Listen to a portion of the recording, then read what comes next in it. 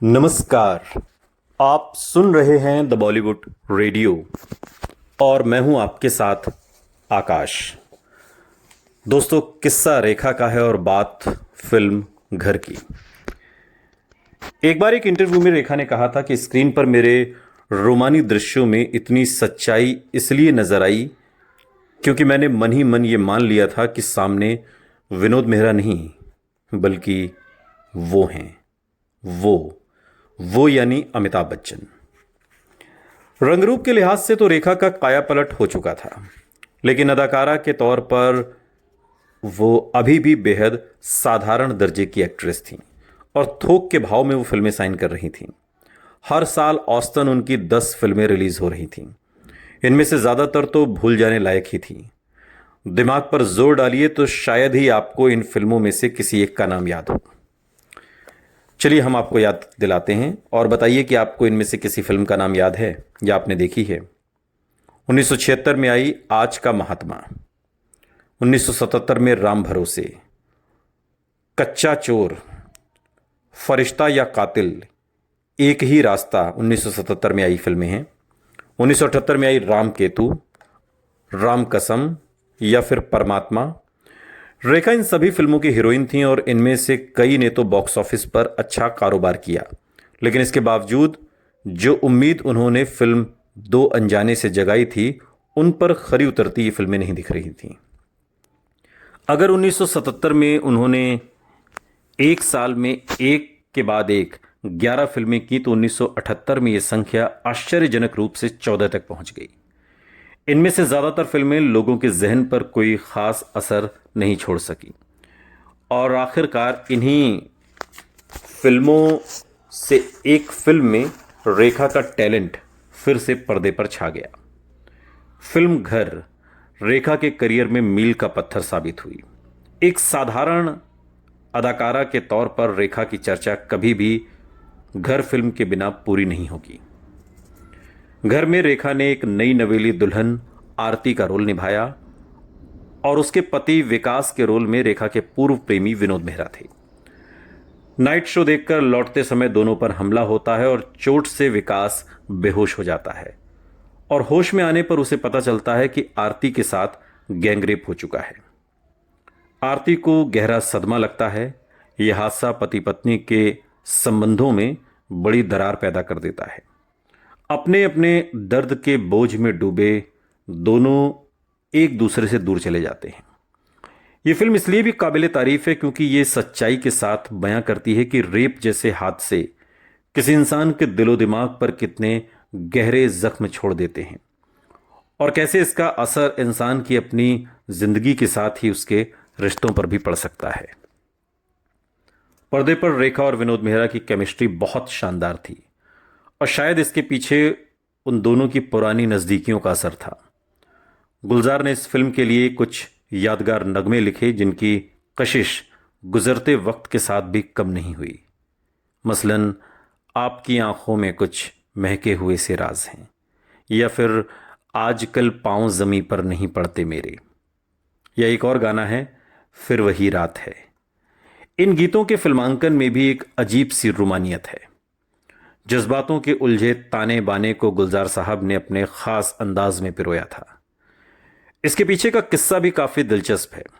Film की credit line में मानेक चटर्जी का नाम डायरेक्टर के तौर पर है, लेकिन गुलजार बाद के दिनों में इंटरव्यू में बताते हैं कि शूटिंग शुरू होने के साथ ही मानेक का एक्सीडेंट हो गया और फिर प्रोड्यूसर एन सिप्पी ने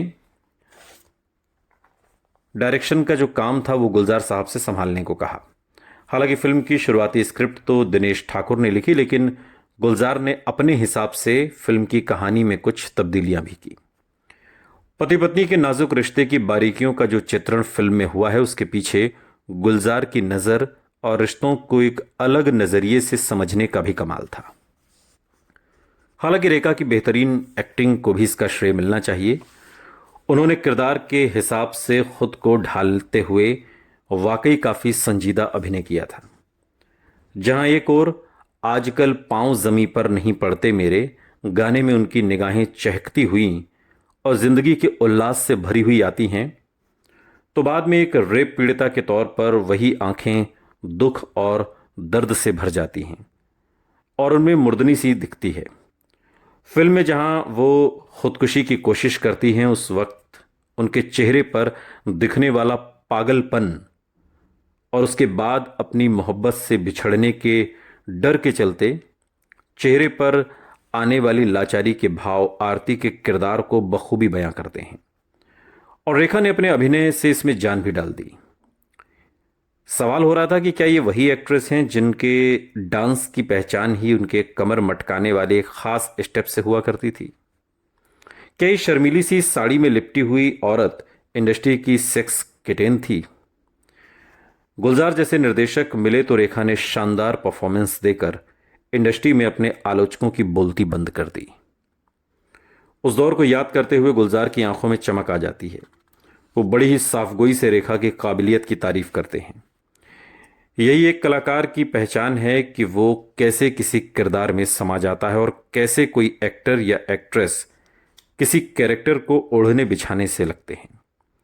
रेखा की खासियत है कि वो किरदार को लिबास की तरह पहन लेती हैं। ये काबिलियत मुश्किल से आती है। घर फिल्म में रेप सीन के फिल्मांकन के दौरान गुलजार ने रेखा और सीन में शामिल 4 दूसरे स्टंटमैन से कहा था कि वो सीन के हिसाब से जो बेहतर लगे वो कर लें। कहा जाता है कि रेखा ने वो सीन इतनी शिद्दत के साथ शूट किया कि गुलजार ने बाद में सीन की डबिंग भी नहीं की। उन्हें लगा कि सीन के दौरान रेखा जिन जज्बातों से गुजरी उनमें बेहतरी की गुंजाइश नहीं बची थी। सीन को बिना डब किए शूटिंग के दौरान ओरिजिनल ऑडियो के साथ ही फिल्म में इस्तेमाल किया गया। घर फिल्म ने साबित कर दिया कि अगर अच्छे डायरेक्टर का साथ मिले तो रेखा कितना शानदार अभिनय करने में सक्षम है। गुलजार के साथ रेखा की यह पहली फिल्म थी। 1975 में जिस दिन इस फिल्म की शूटिंग शुरू हुई, उन्हीं दिनों गुलजार निर्देशित चर्चित फिल्म आंधी भी रिलीज हुई थी। गुलजार के बारे में यह मशहूर था कि वो समय के बड़े पाबंद हैं। उस पहले दिन को याद करते हुए गुलजार एक इंटरव्यू में कहते हैं, ऐसा नहीं था कि फिल्मों के जरिए हम एक दूसरे से पहली बार मिले थे। वास्तव में राखी, गुलजार की पत्नी, मशहूर एक्ट्रेस राखी, उन्हें बहुत पसंद करती थी और हम एक दूसरे के घर पर भी मिल चुके थे। पहले की इन मुलाकातों के चलते रेखा समय के पाबंद गुलजार के मिजाज से बखूबी वाकिफ थीं। बावजूद इसके शूटिंग के पहले ही दिन रेखा काफ़ी लेट हो गई। वो लंच के बाद शूटिंग पर पहुंची। तब तक गुलजार साहब शूटिंग शुरू कर चुके थे। रेखा ने भी अपने शॉट दिए। फिर शूटिंग खत्म होने के बाद गुलजार ने रेखा से देर से आने की वजह पूछी। रेखा ने जो जवाब दिया वो आज तक दोनों के बीच मजाक का सबब बना हुआ है।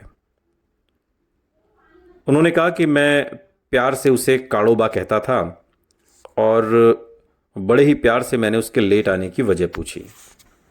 तो रेखा ने कहा कि वो आंधी फिल्म देखने गई थी ताकि अगर मुझसे बातचीत में फिल्म का जिक्र आ जाए तो उसे फिल्म के बारे में कुछ जानकारी तो हो। लेकिन गुलजार भी कहाँ चूकने वाले थे। उन्हें तुरंत कहा, तुम फिल्म के बारे में जानकारी लेने गई थी या फिर ये देखने कि डायरेक्टर कितना काबिल है, इसे डायरेक्शन आता भी है या नहीं। और इस किस्से को सुनाते हुए खुद गुलजार साहब भी बेसाख्ता हंस पड़ते हैं। हालांकि फिल्म घर में रेखा के हीरो रहे विनोद खन्ना किसी वक्त निजी जिंदगी में उनके प्रेमी रह चुके थे। लेकिन उस समय मीडिया में अमिताभ के साथ रेखा के अफेयर की खबरें छाई हुई थीं। घर में रेखा के रोमांटिक सीन्स की बड़ी चर्चा हुई। कहा गया कि यह सीन बिल्कुल भी फिल्मी नहीं लगता। लेकिन रेखा ने विनोद मेहरा के साथ इस जबरदस्त केमिस्ट्री में भी अमिताभ के अक्स को शामिल कर ही लिया। रेखा ने एक इंटरव्यू में कहा कि स्क्रीन पर मेरे रोमानी सीन्स में इतनी सच्चाई सिर्फ इसलिए नजर आई क्योंकि मैंने मन ही मन ये मान लिया था कि सामने विनोद मेहरा नहीं बल्कि वो हैं। वो यानी कि अमिताभ बच्चन। वो अब रेखा के इंटरव्यूज का अहम हिस्सा बनने लगे थे। किसी भी सामान्य सी बातचीत में रेखा अमिताभ के जिक्र का कोई मौका नहीं छोड़ती। उनकी इन बातों ने ही दोनों की चर्चाओं को लोगों के जहन में जिंदा रखा। अमिताभ बच्चन ने कभी भी रेखा की इन टिप्पणियों के जवाब में कुछ नहीं कहा, आज तक नहीं कहा, और हमेशा अपने उस तथाकथित रिश्ते से इनकार करते रहे जिसके बारे में सालों तक कितना कुछ लिखा गया, कहा गया, सुनाया गया आज भी। लेकिन अमिताभ चुप हैं, रेखा भी और जया भी।